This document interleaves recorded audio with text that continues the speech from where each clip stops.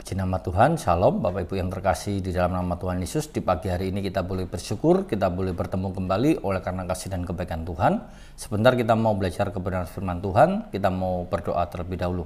Bapa kami dalam surga, dalam nama Tuhan Yesus kami mengucap syukur atas segala kebaikan dan pertolongan yang Tuhan berikan kepada kami. Tuhan telah menyertai dan memberkati kami dan kami boleh bersyukur memperoleh kasih setia Tuhan yang baru di hari ini. Sebentar kami mau mendengarkan firman Tuhan, Tuhan memberkati kami dan Tuhan memberkati setiap kami yang mendengar dan hamba-Mu yang menyampaikan, dan biarlah kami sepanjang hari ini Tuhan memberkati kami dengan firman-Mu. Dalam nama Tuhan Yesus, haleluya, amin. Ya, puji nama Tuhan. Di pagi hari ini kita mau belajar satu kebenaran firman Tuhan, bahwa hari-hari ini seringkali banyak orang yang suka meledek, suka menjadi sindiran-sindiran kepada orang-orang yang sedang membuat sesuatu yang ingin memajukan dirinya sendiri. Ketika kita rajin, banyak orang yang mengatakan, ngapain rajin-rajin? Ketika kita semangat kerja, ngapain semangat-semangat? Nah, demikian juga di dalam hal kita mengikuti Tuhan, ketika kita rajin untuk mau melayani Tuhan, ada orang yang mengatakan, ngapain rajin-rajin melayani Tuhan? Apa untungnya? Di pagi hari ini kita mau belajar satu tokoh yang memiliki kesetiaan, dan kita akan membaca di dalam Ulangan pasal 1 ayat yang ke-36. Dikatakan demikian. Ulangan pasal 1 ayat yang ke-36, kecuali Kaleb bin Yefune, dia yang akan melihat negeri itu, dan kepadanya dan kepada anak-anaknya akan kuberikan negeri yang diinjaknya, itu karena dengan sepenuh hati ia mengikut Tuhan. Ya, di sini kita mau belajar satu kebenaran firman Tuhan, tokoh yang bernama Kaleb. Dia adalah seorang tokoh yang memiliki kesetiaan kepada Tuhan yang sangat luar biasa. Dia juga menjadi seorang yang memiliki pendirian yang teguh di dalam hidupnya. Ketika 12 orang disuruh oleh Musa untuk memantau negeri Kanaan, dari 12 orang ini yang tetap memiliki komitmen di dalam menjalankan tugas hanya 2, yaitu Yosua dan Kaleb. Nah, di sini kalau kita mendengar tentang Yosua, sudah berapa kali kita mendengar kisah tentang Yosua, tetapi tentang Kaleb tidak begitu banyak. Dan kalau kita memperhatikan di sini sungguh sangat luar biasa apa yang dilakukan oleh Kaleb. Dan kita mau melihat apa yang dilakukan oleh Kaleb, kita bisa membaca di dalam Yosua pasal yang ke-14. Ayat yang ke-7. Di dalam Yosua, kitab Yosua pasal yang ke-14 ayat yang ke-7 sampai ayat yang ke-8 dikatakan demikian. Aku berumur 40 tahun ketika aku disuruh Musa hamba Tuhan itu dari Kades Barnea untuk mengintai negeri ini, dan aku pulang membawa kabar kepadanya yang sejujur-jujurnya.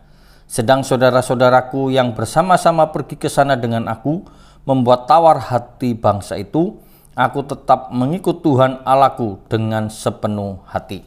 Ya, di sini kita bisa melihat apa yang dilakukan oleh Kaleb, dan satu pengakuan yang jujur bahwa dia melakukan perintah Musa dengan sejujur-jujurnya.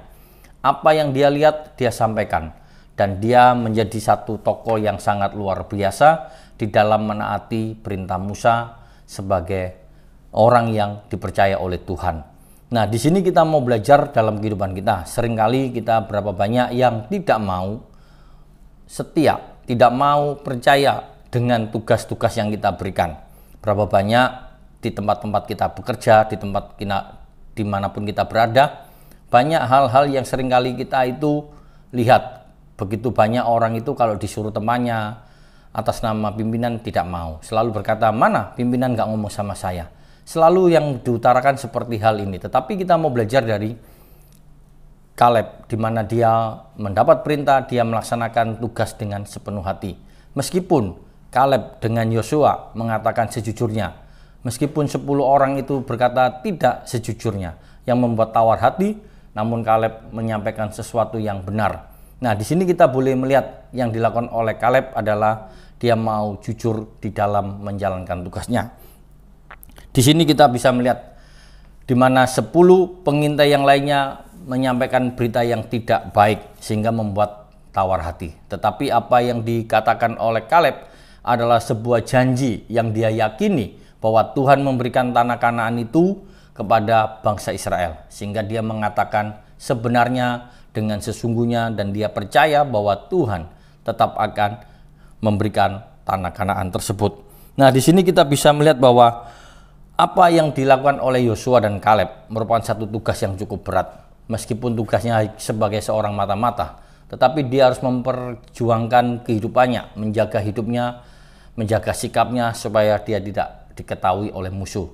Dan dia melakukan itu dengan sungguh-sungguh dan melakukan dengan sepenuh hati. Dan di sini kita bisa melihat bahwa Kaleb dan Yosua melakukan dengan tugas yang berani dengan membayar harga.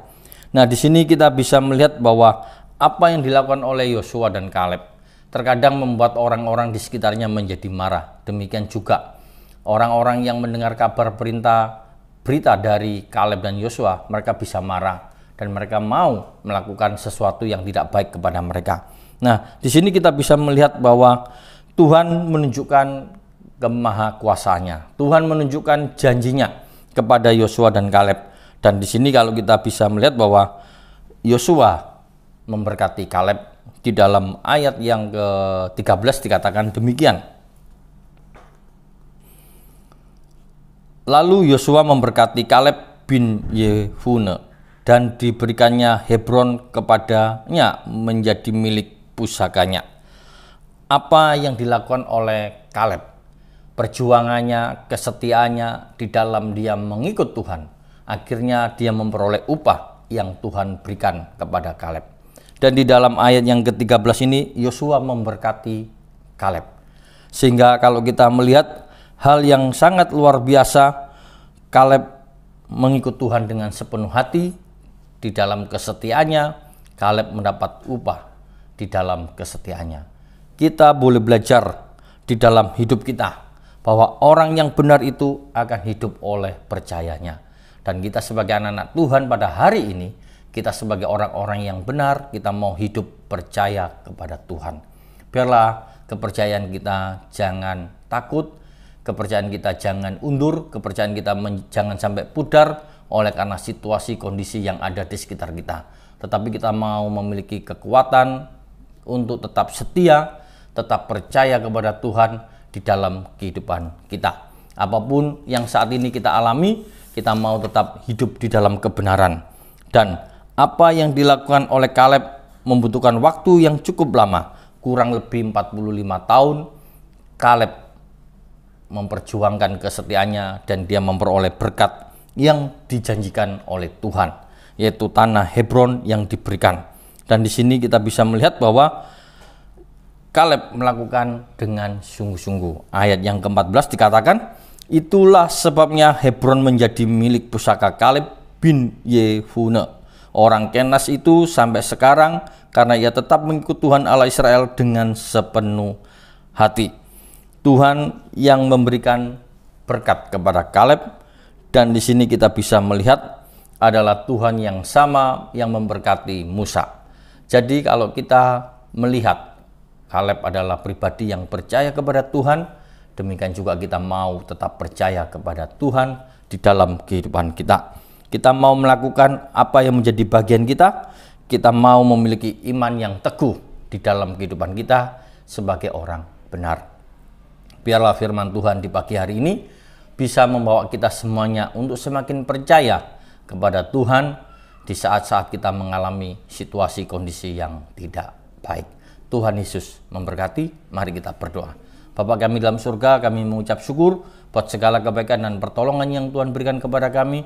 Bila kasih setia Tuhan tetap menyertai dan memberkati kami. Apapun yang kami kerjakan pada hari ini Tuhan, kami mau melakukan dengan sungguh-sungguh dan takut akan Tuhan, dan Tuhan memberkati apapun yang kami kerjakan pada hari ini. Biarlah pekerjaan kami boleh sukses dan berhasil oleh karena Tuhan yang memberkati, dan apapun yang kami kerjakan boleh dapat diselesaikan dengan baik. Dalam nama Tuhan Yesus Kristus kami berdoa dan mengucap syukur. Haleluya. Amin.